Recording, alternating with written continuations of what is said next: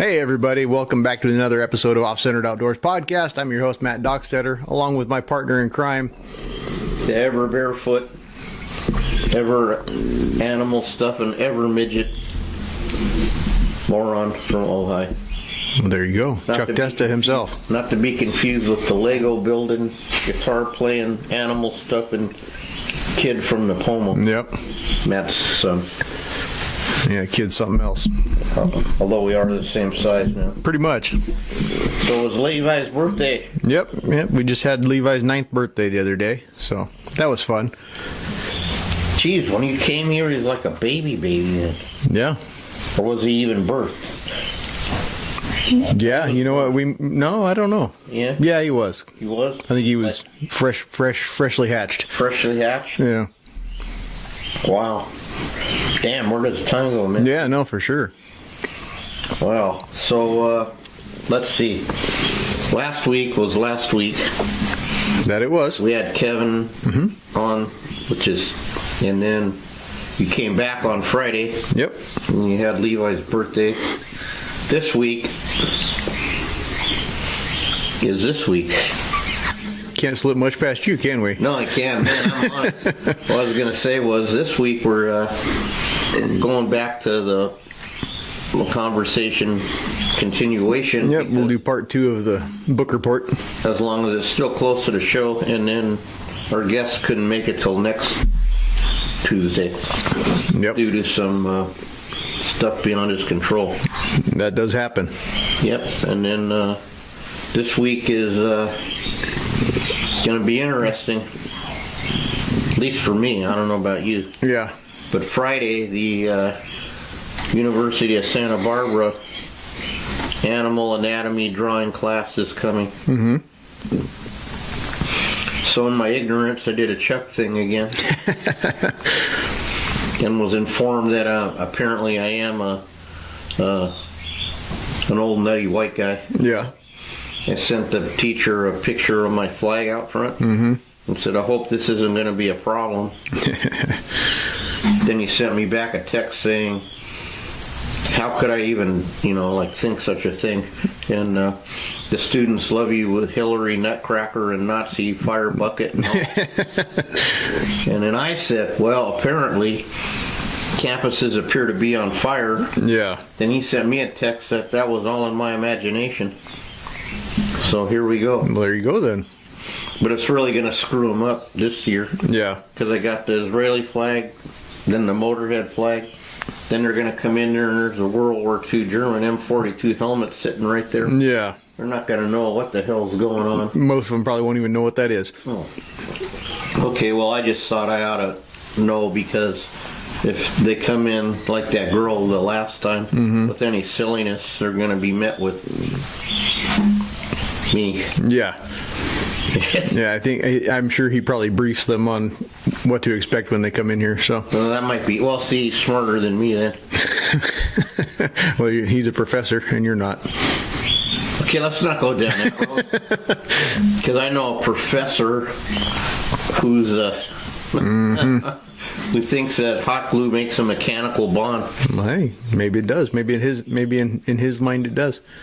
In his, well, I'm sure in his little mind there's lots of things, just like my mind. In his little town there, maybe that does make for a mechanical bond. Who knows? Well, in the application, maybe. Yeah. Geez, don't even. Never mind. Well, maybe he's got a robot that puts it together. That makes it mechanical. That's it. Yeah. Yeah. He's a professor after all. He is a doctor. Yeah. Well, that's not the only big thing happening on Friday for you. Oh, that's right. My granddaughter's coming back. Mm-hmm. Yep, I got the room done.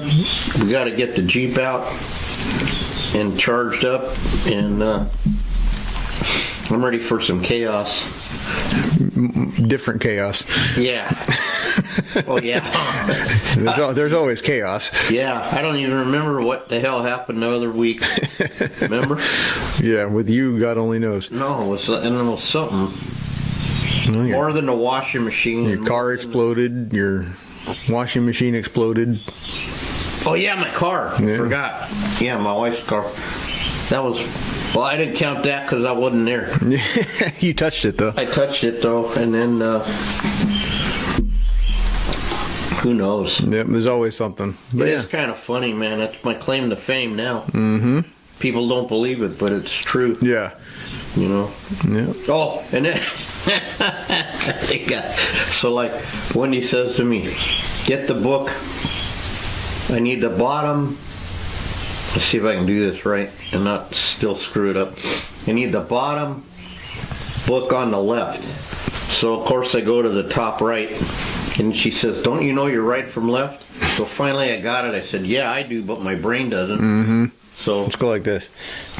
Left.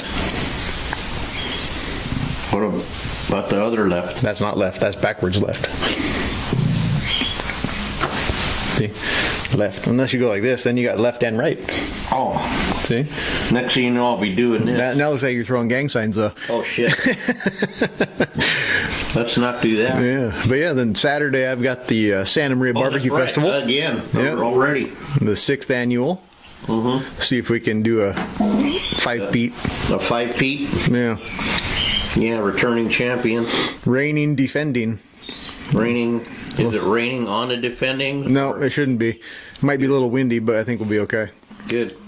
But no, it's going to be a good time. I think there's. Always is. I think he said there's 10 pro teams this year and 12 backyard teams. So.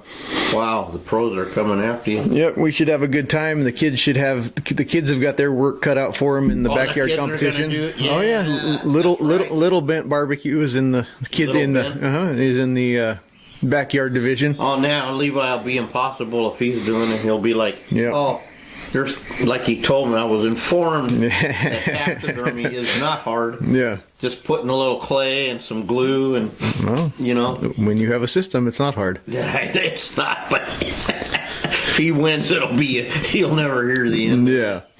That'll be, I hope he wins. So. I hope they do too. I don't care how we do. I just hope they do good. Yeah, well, that's what it's about. Yep, absolutely. Just like at the show this year. I might have to quit calling it the circus, but No, it's always a circus. yeah, it is. Well, Denny Bain said it was a ballet show. Yeah, ballet, ice capades, circus, whatever you want to call it. Ice skating competition, Yep. that's what he said. Yep. But yeah, it's going to be an interesting weekend, and so on. So forth. Yep. Okay, well, anyway, I guess we should get into this a little bit. Yep, we're going to do round 2 of our book report here on a conversation with Carl Akeley, Joe Kish's book. Mm-hmm. Which play? Poem, whatever you want to call it. Yeah. Oh, I forgot to read this part. It was really funny to me because it's Joe's attempt at drama or excitement. Well, we only did Act 1, so. Yeah, are we still in Act 1? No, we finished that one. Okay. Glad you were. It says here. Natural stopping point. Yeah, bass plugs are designed to catch fishermen, not bass. Absolutely. Oh, yeah, I remember the deer. Mm-hmm. See, I remember pictures. Here's the giraffes. Did we get to the Yeah, we giraffes? sure did. Okay. How about the cave painting? I'm pretty sure. The work of art bears within itself its own verification. Oh, that sounds complicated. Conceptions which are devised or stretched do not stand being portrayed as images. They convince no one. Can you translate that in English for me? I can't translate that to Chuckanese. Where do we get to? Here, fix it. Sorry. It's all right. Technology in Chuck, prehistoric technology. It's a book.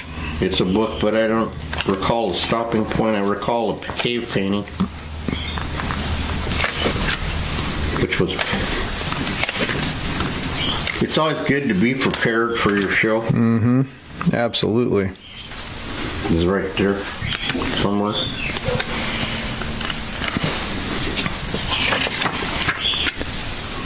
All the letters look the same to me. Yeah. Akeley. Sorry. No, I know. See? Maybe I should have bookmarked it. Maybe. This is going to make for an exciting episode. It is.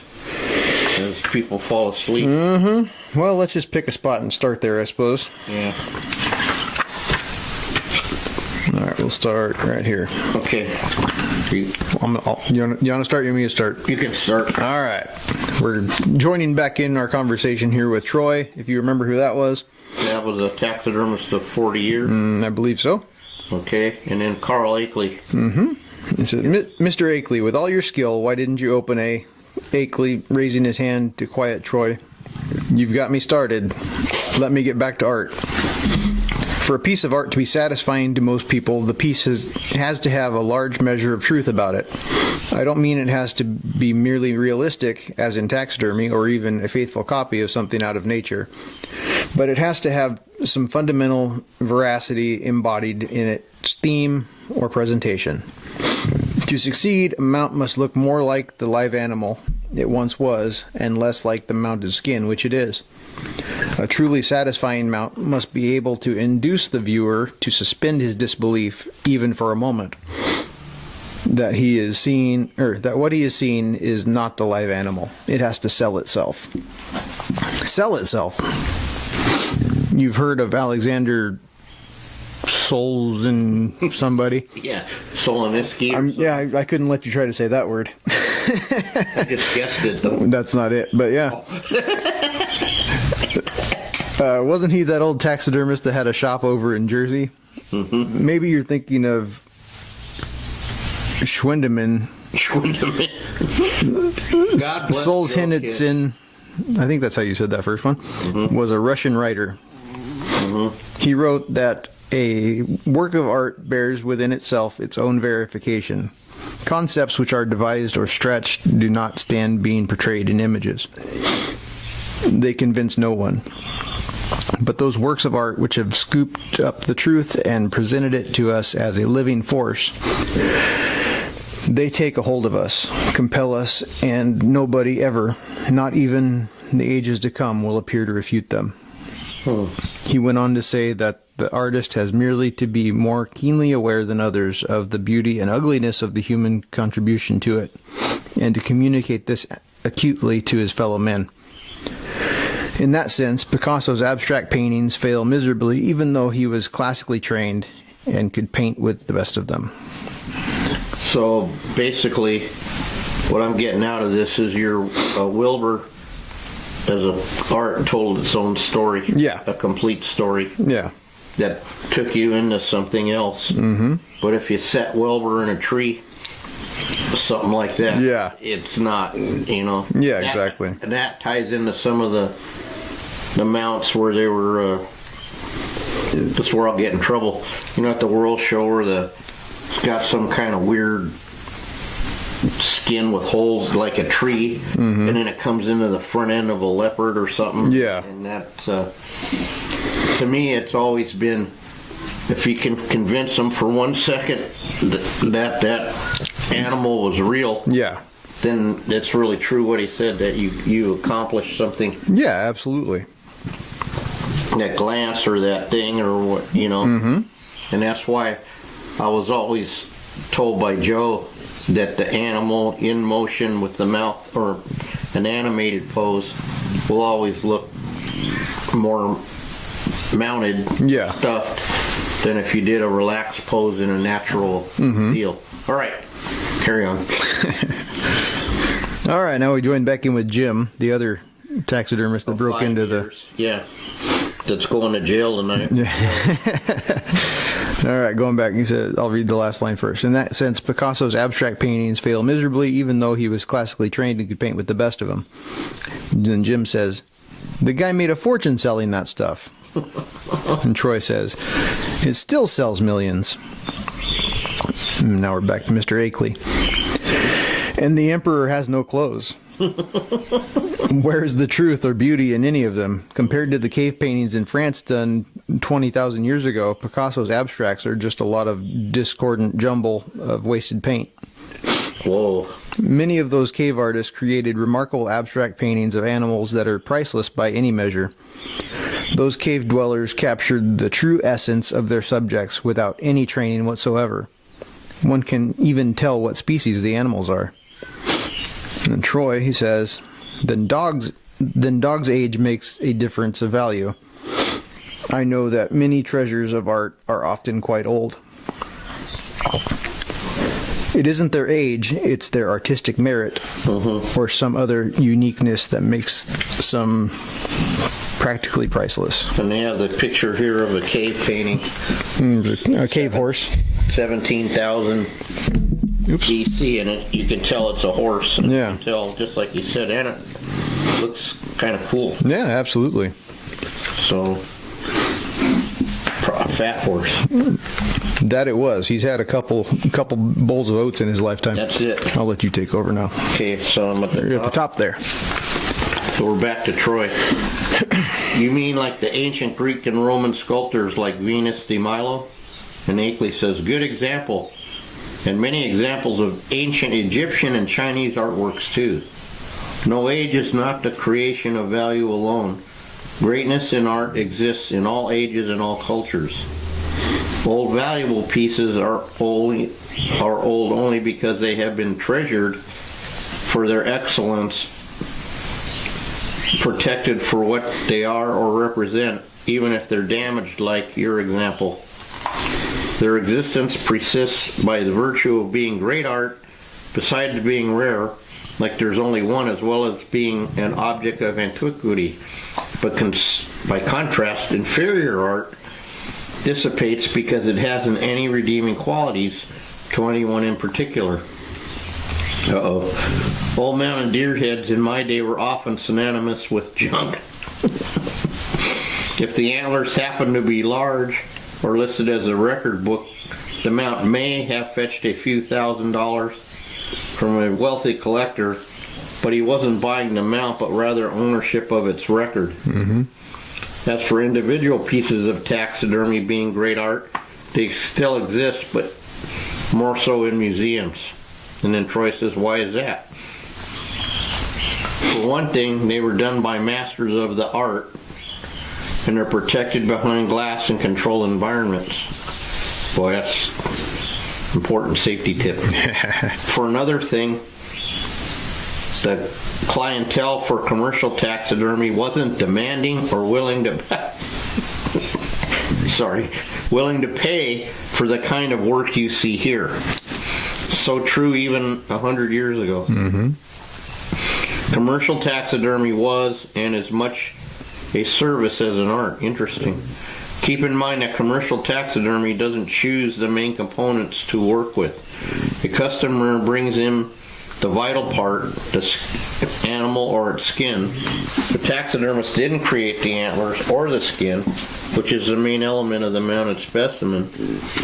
What the taxidermist provides is a skill service to bring the materials together in an artful way. Yeah, that's our job, right? Usually. In servicing the order, the taxidermist applies a tanned skin in a prescribed manner on a mannequin, which someone else created, which you say buys from a catalog. The taxidermist, keep in mind there weren't catalogs when Carl was little. The taxidermists don't even choose the pose of the mount. The customer dictates that. The sculptors and painters don't work that way. Consider this as a taxidermist can buy a rifle just like the customer can, but the customer can't mount his own deer head, so he takes it to a taxidermist to do him that service. Nevertheless, they are nicely crafted mount which will take less than a day to create.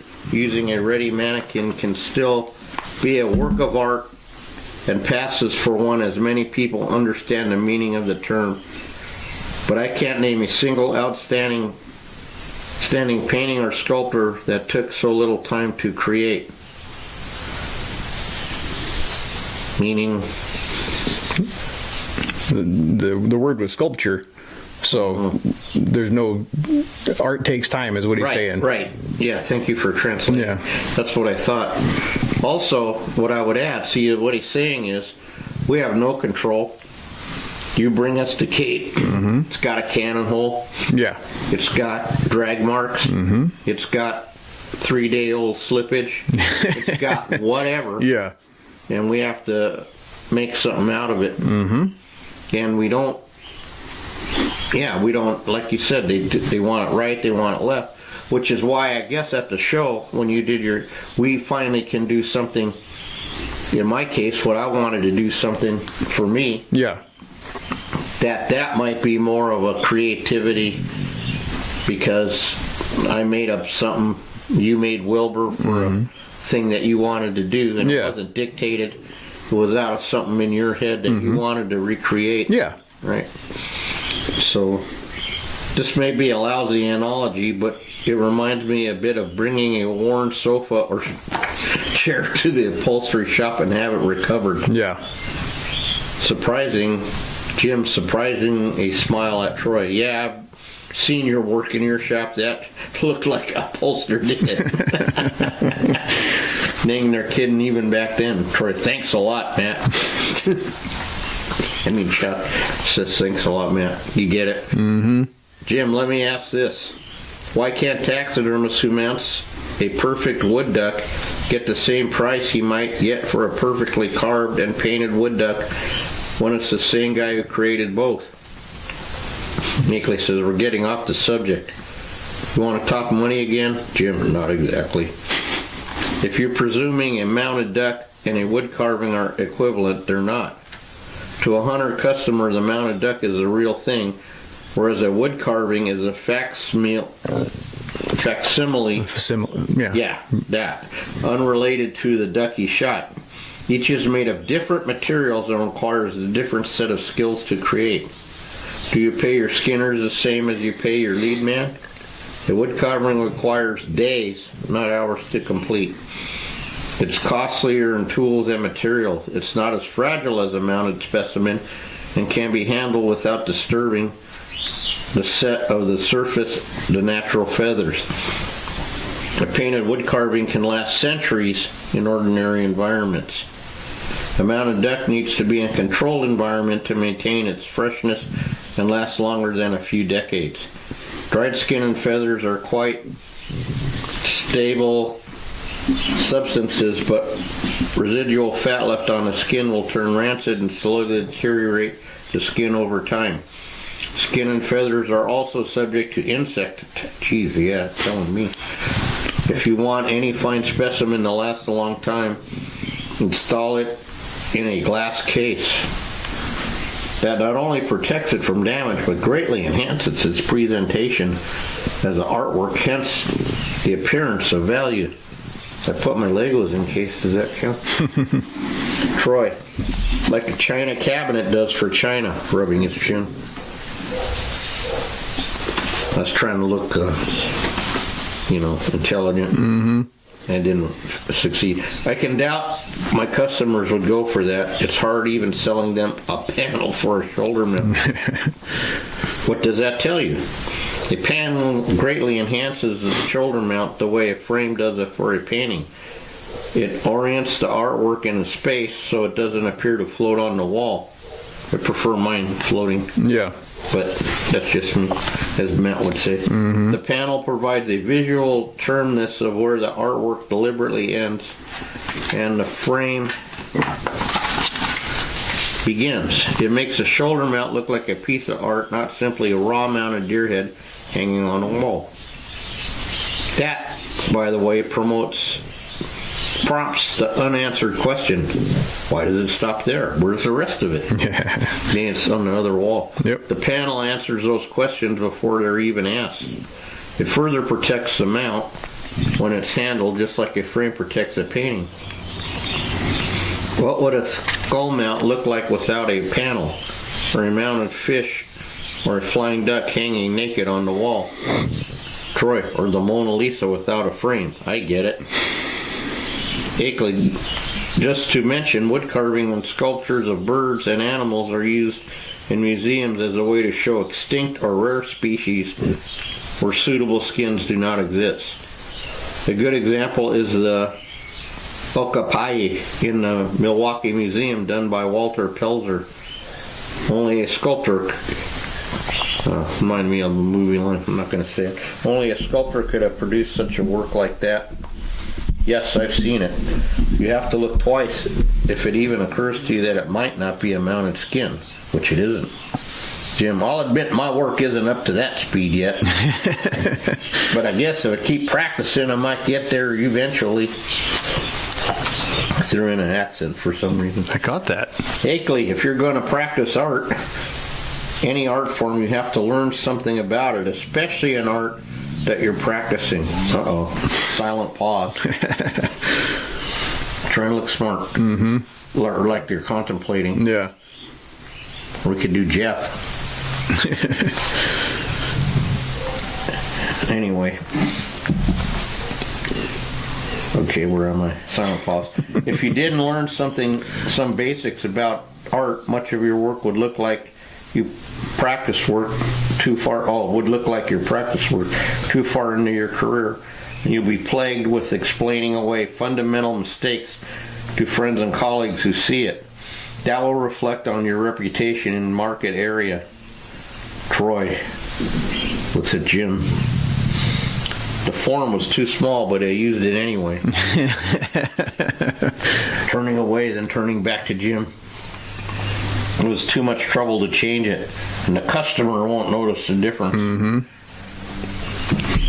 Raising his hand and shaking his head toward Troy. Enough. Touche. You got me, Matt, again. Akeley pointing at Jim. You mentioned it, ego, earlier. Uh-oh.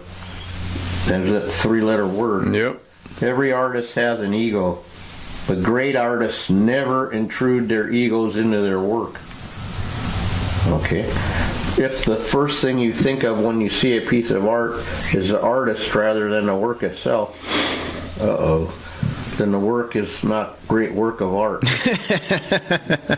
It can be masterfully executed and even show some degree of originality, but the artist mustn't project his ego into the work.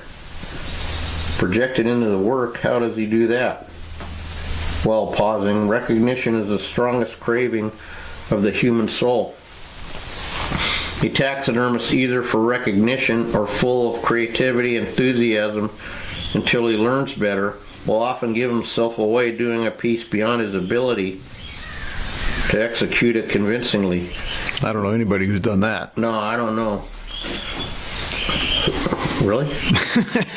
He might mount an animal doing some... Well, here we go. This might mount an animal doing some clever stunt, or perhaps try to create artificial excitement with a ludicrous pose to mask inferior knowledge of nature and animal behavior. Mm-hmm. It might be a piece that deliberately draws attention to itself by a show of engineering skill in some complex action that's hard to even imagine an animal ever doing. Like some fantasy action between predator and prey. Okay, so let's discuss. Before I forget what I just read. Uh-huh. So that was that time with the flying bush buck. Mm-hmm. This is tying into Joe's, Yeah. Right? Mm-hmm. But I wonder, does that mean, because when we can tell each other's work, I don't think that's what that means. No, I don't think so. I think he's more talking the layperson. Mm-hmm. I mean, when somebody's done good art, and after a while, the people that do the bad shit, you kind of go, oh, that guy down the street did that one. Yeah. That one looks like it might be Chuck's, but... Yeah, the bad one down the street? Yeah. Thanks, man. No problem. Yeah, and one thing I can count on, your consistency in judging. Yeah. No, okay, well, that's it, because then I get confused, as I do. This is my custom, especially when reading, because you go, they say, oh, well, anyone knows so-and-so's work, or well, I don't know, though, because when you fooled me at the show, with that one piece where I go, wow, is that, Yeah. No, I think in this day and age, that statement kind of goes a little bit out the window just because everybody's seen what everybody's doing because of social media and all that horse shit. Okay, yeah, it's a different... Yeah, it's definitely a different time. Okay. But the concept is... Yeah, where back then there was a handful of guys doing it and everybody was in the same plane, basically. There wasn't a whole lot of different things you could do. You had deer mannequin or not deer mannequin. Right, and then especially when Carl started, it was up to you to so you're making your own mannequin, right, however you do it. Mm-hmm. skull, top of the skull, 2x4s, 4x4s. Yeah. Or in the case of that right turn mountain goat, 1x2 cut at an angle straight, with a skull on it. And so it was up. It was really more about what you could do.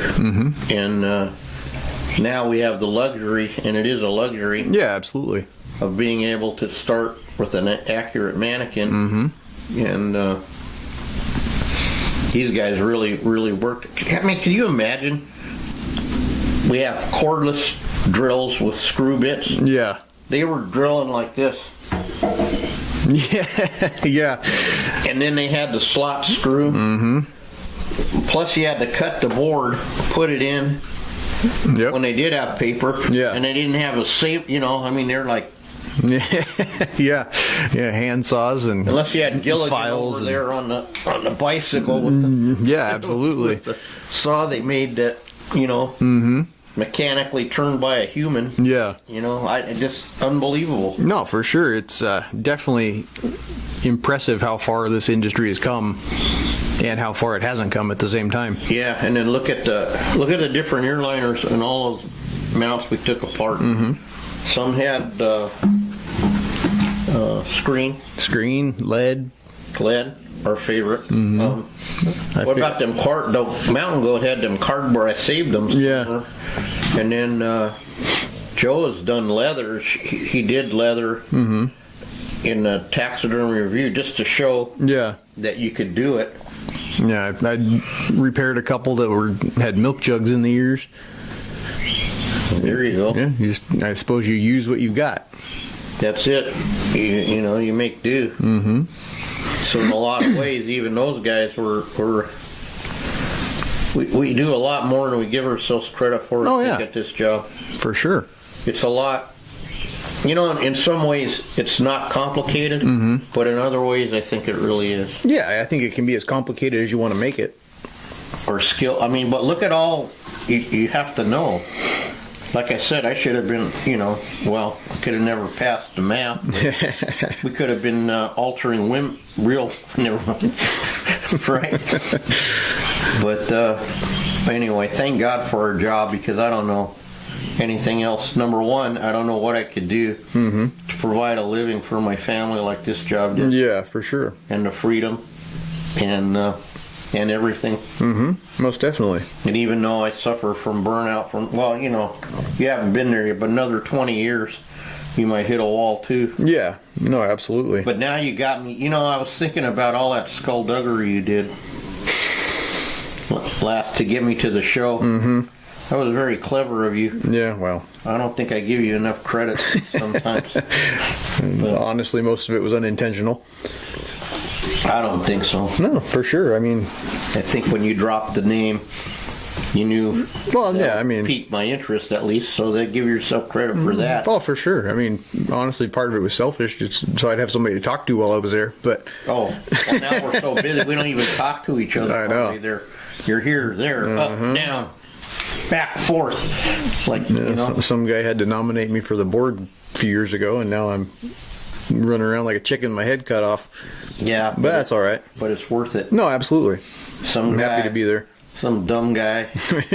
And then I was even told by the big guy that I'm wasting my time, but I said, I'm going to try it again. Yeah. I don't want to say that, And I don't think I wasted, in this case, it wasn't a waste of time. Yeah, so far. I think there's a direction that's a power greater than us is, and I'm talking to the OGs. Yeah. Like he said, when Brent Housekeeper came, I probably digressed again, but when he walked in that door and saw whatever Jim said that one show, 400 and something pieces, blew his mind. So I was thinking about that too. We're getting a little bit off, but that's okay. California, and then we're bringing a lot of California taxidermists on, and the whole rest of the country might be saying, well, why? Well, because we're in California. Yeah. No. But if you think about it, it's pretty amazing. The talent that was here, or is here, still, and they're all unknown comics. But like now with social media, it's getting more, you know. And then some of the talent that we've had in judges from the show from all around the country and the world, actually. We had a couple of guys from, you know, the famous time when I got really scared. Them guys in their 1-inch, quarter-inch mesh banana hammocks frolicking in the hot tub. Not that there's anything wrong with that. Yeah. But I don't know. Anyhow, we've had a lot of talent there, and and we put on a good show. And now I understand that we're only rivaled by Louisiana. As far as meals go. That's what I'm talking about. Well, feed them and they will come, Matthew. That's how I've always worked. Oh, I was eating the tri-tip again the other day, going, how can you lose to some fucking LA punk? Pardon my language. Oh, you're good. You know, I don't understand. Yeah, I don't know. It is what it is. Everything for a reason, right? Right. Well, anyway, so how are we on time? We're about 36 minutes in. Okay. Oh, look here's a little quote. Beauty is truth. Truth, beauty. That's all you need to know. Now spit. like Clint Eastwood. Oh, here we go. Wait a second. Oh. Like some fantastic act. Okay, that's where we stopped. Hey, look at me. See what I can do. Sorry to interrupt you. If an artist, and this is Akeley, if an artist uses work to make signature statement, or his work is an experiment intended for public display, the work is ego-driven. Strained or labored ideas masquerade as originality should be saved for the taxidermist's private works, where he can indulge himself for his own pleasure and not for making a show simply to elect notice or praise for his public audience. Maybe that's where I heard it. Is that what I said, sort of? Kind of, yeah. But not as eloquent as Akeley. Well, yeah. What do you most likely to end up in prison? 74. Nah, we won't go there, Troy says. Then Troy says, Mr. Akeley, I have nothing but compliments for the diorama work in here. In all my visits, I never tire of seeing them. And when I actually study them, I learn something new every single time. Many of the mounts in them are individually beautiful works of art. I never went to art school. Well, I did for 2 years. Don't tell nobody. But can you tell us what makes a great work of art great?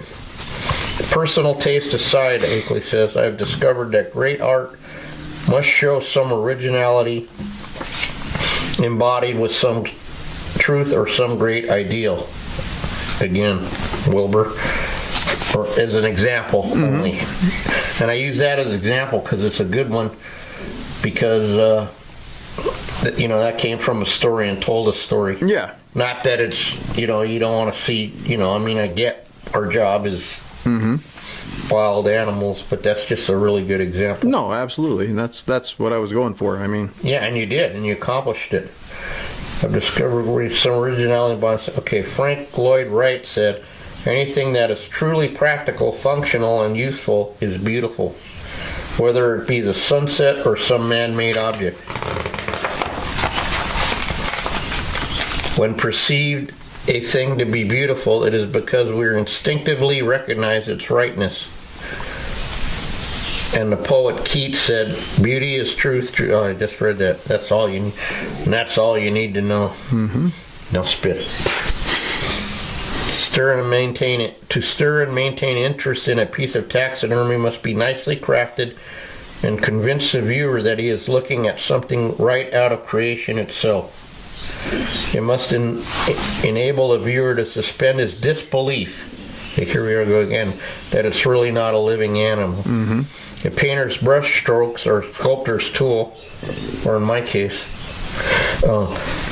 but makes a part of the charm and interest of their works. But if you can detect the hand of man in a mounted specimen, then it fails to charm the viewer into believing that it's more than just a piece of taxidermy. The superb foregrounds and masterful background paintings in here support and reinforce the illusion of life enhanced in the presentation of the mounts. And everything in here is life-size. That's two advantages which museum taxidermists have over commercial taxidermists. And great masterpieces can exist in copies, but the originals are one of a kind. And it makes little difference from what materials they are made. How many one-of-a-kinds do you find in mounted deer heads, for instance? Some artwork takes months or even years to produce. From this point of view, there is no originality and no great idea portrayed in a typical mounted deer head. To most people, there is nothing especially valuable about a mounted deer head when a deer exists by the millions, and taxidermists who mount them and assemble them routinely use mass-produced materials, as you say, designed to made by a third party. And then Jim says, like three-dimensional paint by numbers, maybe? And Akeley says, not quite, but I get your analogy. Mm-hmm. A highly accomplished sculptor named Frank Ruckstuhl wrote a book titled Great Works of Art and What Makes Them Great. It came out in 1925. Have either of you read it? Definitely missed that one, said Troy. So here again, when we talk about like the trained eye stuff that bugs Mike, I saw a really beautiful piece that someone did a cat, and I can't get past the part where if you cut the wires, it slides off the, Yeah. It's those little things that make it convincing. Mm-hmm. And so when you hyperextend the leg, because it like looks better, or when they do this chesty thing with the cat, and and nothing fits. Yeah. Kind of like what the judge was saying at his deer head seminar. Mm-hmm. If it doesn't go in the right place, then it's not. If it's not lining up, then it's wrong. Yeah. That was a good point he had. Yeah, absolutely. And so then it's like those cats stepping down, and one front leg's 3 inches longer than the other, or whatever. Yeah. And I guess it doesn't look as spectacular, but then to the trained eye, as someone keeps beating in our head. Mm-hmm. So how do you train the eye? Yeah. With tape measure and calipers. Mm-hmm. Okay, now, where are we now? It might be your turn. You finish that page. Yep. It says here, the highest thing man can do on earth is to establish and maintain truth, goodness, and beauty. There you go. All right. It's kind of fun. Yeah. All right, now we're back to... boring way. It's not boring if you listen. Makes sense. All right, back to Carl Akeley talking. In addition to its chapters on the theory and mechanics of great works of art, it's also a wonder of philosophic thought on man's motivations and aspirations, which propel his creativity, all of which are necessary to an understanding of art itself. I strongly suggest you read it. Ruckstuhl argues that the highest thing man can do on earth is to establish and maintain truth, goodness, and beauty. It's an ideal that ennobles man in his quest to answer the question of human existence. He suggests that the ideal springs from the earliest writings in the Bible from nature being the highest authority admitted by science.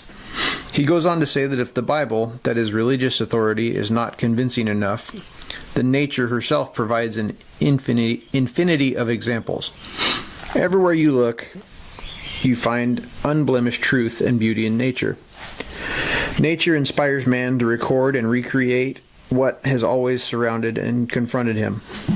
And when man deviates from nature, let's say by perverting truth, or even worse, by mocking truth, or beauty, or goodness through ugliness in art, his works are not cherished, much less worthy of imitation or preservation. Christ said, "You shall know them by their fruits.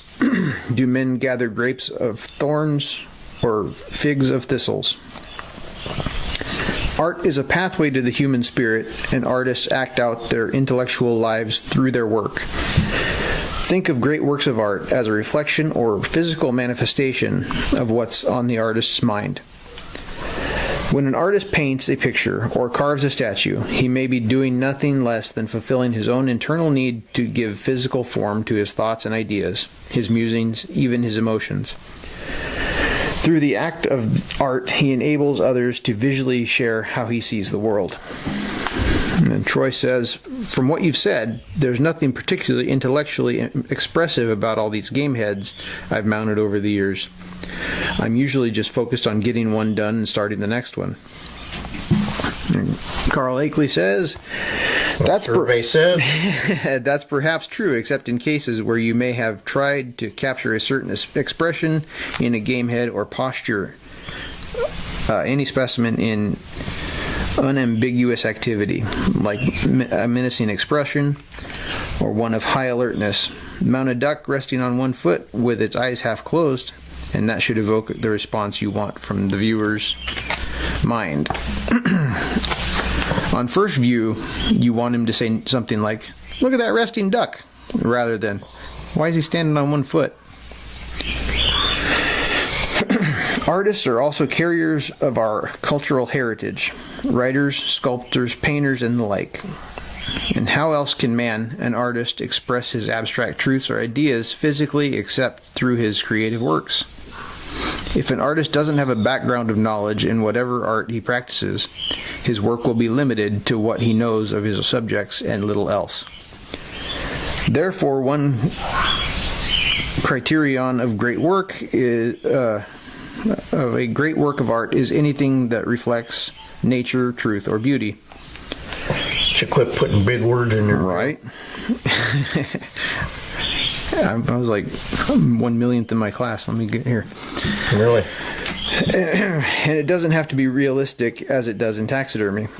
It can also be an abstraction of truth, but it must be prima facie truth without Prima facie? No. Oh.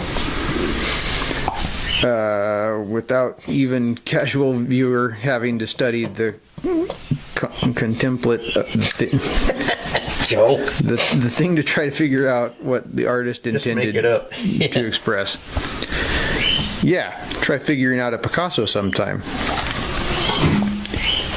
Back in the early 1300s, Dante a lot of big words. Yeah, Aldegoness. Yeah. The great Italian poet said, "Yep. Art, as far as it is able, follows nature as a pupil imitates its master. Thus your art must be, as it were, God's grandchild. Only when a mounted specimen is depicted in great veracity does it have lasting beauty and value. As a fairly rigid discipline, a taxidermist isn't free to misinterpret facts or truths of nature and expect to have his work appreciated by people other than those undereducated in natural science or art or both." What do you mean about, you said abstract truth? Liberty, for instance, like in The Statue of, artists in all disciplines show a need to express themselves through art and have since the dawn of man. And people from all cultures and walks of life love viewing their works. Those artists inquire into the purpose and meaning of life and the world around them.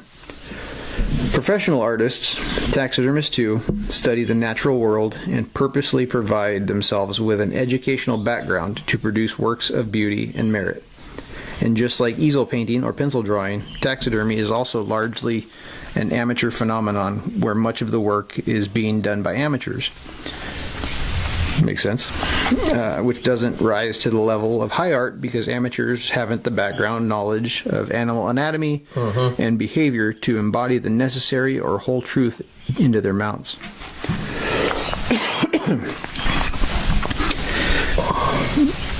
That is at least enough truth which viewers instantly recognize as a conceiving reflection of life. As for the work in this museum, it would be nothing short of a crime to place in here an exhibit that lacked a basis in natural history fact. There are two subjects which taxidermists must master to produce superb work. One is mechanics, that is sculpting, molding, and casting, setting the eyes and ears, applying and taxiing the skin just right, sewing and general grooming. Sewing? Did you know we're supposed to sew? I had no idea. I thought you were supposed to cut a little line and somehow saw off the thing and then stuff everything in there and never mind. The other is getting the anatomy and natural history right. That's where many amateurs fall short. As a result, the body of their work necessarily lacks the power to move the viewer, however satisfying it was for the artist in them to produce it. One glance around a taxidermist studio showroom is usually enough to tell an observant client all that he might wish to know about the taxidermist's knowledge of natural history and the mechanics of taxidermy.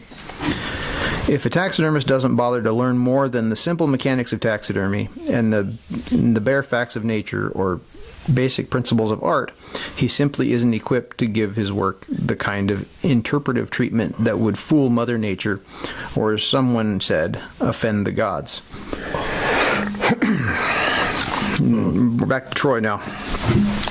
I know what you mean. I think many taxidermists use a lot of commercial forms that aren't especially good because I don't think they know the difference.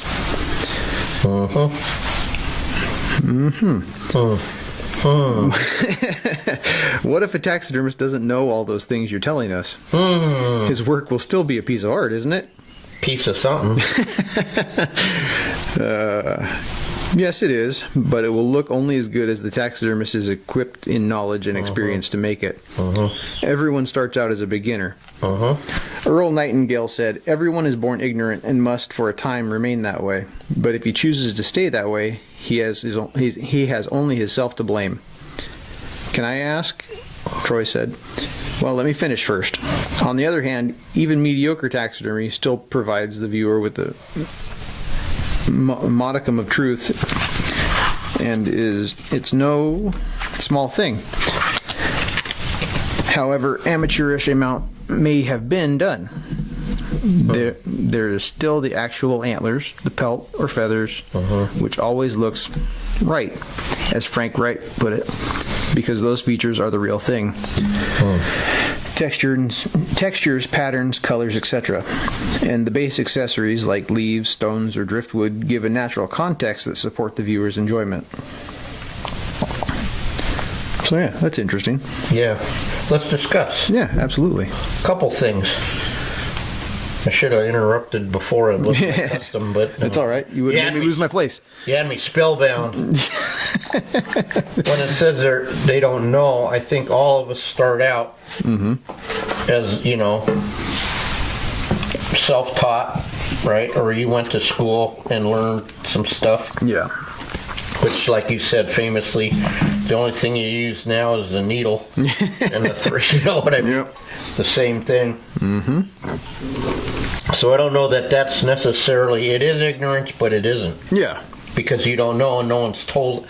We don't have the luxury of being told or taught, so you have to struggle like we do. And thus, the need, you can come to our art show. Yeah. And gain knowledge, and then your work starts to improve by leaps and bounds. Allegedly. I think. Yeah. Allegedly. But if you're willing to accept the knowledge, it's there for you. That's the thing. I see so different things. I see guys that minds are closed. Yeah, absolutely. They're masters. They don't need to know anything else. I was thinking about... Okay, I'm going to get in trouble again, and we'll find out who listens and who doesn't, as it's my custom. I was thinking when we did our seminar, and we put beginner, which was maybe yeah, that was probably a mistake, but not really. It worked out. It worked out, and then you go to the show and you look, and a lot of people that said they weren't coming because they were advanced. I don't think they were more advanced than our student. No, judging by his. Yeah. Is that, and I'm not saying that in arrogance. No, for sure. As teachers, but what I'm saying is, their mind was closed. Mm-hmm. And when you see a guy stuck at the same, well, this is where it gets weird, because for some reason in deer seem impossible anymore. Yeah. You can improve and improve and improve and still get an 85, and That's better than a 0. it is, and where you came from. But no, I got 0 and you got 0. That's what I'm saying. Yeah, we're proud. We're in a club of only 3 guys, plus one guy got fired for judging right. Yeah. Which I could only strive for that greatness. I'm sure if we tried, we would. I mean, what a compliment to the truth. But yeah, no, I'll take an 85 on my own merit any day than a 95 on something somebody else did. Well, and you've come so far, because I watched this guy grow from, like I said, almost leaving the business. Then still a little bit, we get caught up in wanting to win. Yeah, for sure. But now I see him honest truth. He knows the truth about his work. So if he doesn't get the magic blue, he's actually okay. Yeah, absolutely. Like, and for me, I was thrilled because I thought I might get a 70 if I was lucky. 'Cause again, I didn't mount something wasn't going to be a showpiece. I keep going back to that. And then when I read the comments of this judge, I was going, man, that guy's like actually right on. But like Joe said, we talked about before, I knew what was wrong. Yeah. With that thing already, Yeah, and absolutely. I chose to put it in anyway, and I chose not to, sometimes you gotta, Joe always says, do what you know and finish it. Yep. If you can't make it like 100%, nothing else I could do was gonna fix it more than it was fixed. Yeah, exactly. Then you just gotta stop and call it good. Yeah, 100%. But anyway, I was, and it applies to where the old master standards were. They didn't even use the score sheet like I keep regurgitating, because at that level that those guys were, or Carl, they knew absolutely what was wrong. Yeah, absolutely. And it was necessary to have a score sheet, Yeah. So going back to last week's talk again about, I think, the idea of having different categories and multiple ribbons was, it starts like everything else. It's a good idea, but then it grew into this like monster, Yeah, and, no, for sure. It does have a tendency to snowball, but I mean, sometimes snowballs are good, I guess. I don't know. But do you think that's a good stopping point? I think it is. We've reached about our hour for the day. So. And it looks like we're about almost halfway. Almost halfway through. Yeah. Someone mark this. We're right here. Page 25. Oh, you want me to go more? No, I'm saying that's where we're at. Okay. For next time. Yeah. I'm going to damage Joe's book. Probably. It's already been damaged. And I think you can order this book from Joe. Yeah, I've looked on the internet and you cannot find it. Well, I mean from Joe. Well, yeah, you probably have to get it from Joe directly because it's not anywhere to be ordered online. If he's not in, I keep going back to him being in. It's just funny. Yeah. If we're trying to. We realize that, especially comedy. What's hard about comedy is they don't. Like when you know me, everything I do is kind of funny because you know me. But when you go on stage, they don't really know you. Yeah. So you have to get them to know you. I'm trying to get you guys to know Joe a little bit. Yeah. And this whole journey to prove this point is hilarious. Yeah. To me. Anyway. Absolutely.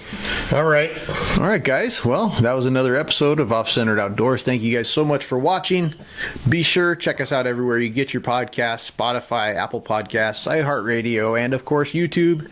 Check us out on social media at Butcher Shop Taxidermy, at Ojai_Valley_taxidermy. And yeah, keep tuning in. Get comment, like, subscribe, share, rate, review. P.S. Go ahead. Happy birthday to Tom Cruise's wife. I didn't know there he you was go. I married. saw that. Okay. All right, guys. Sorry. No, that's it. See you next week. Have a good one.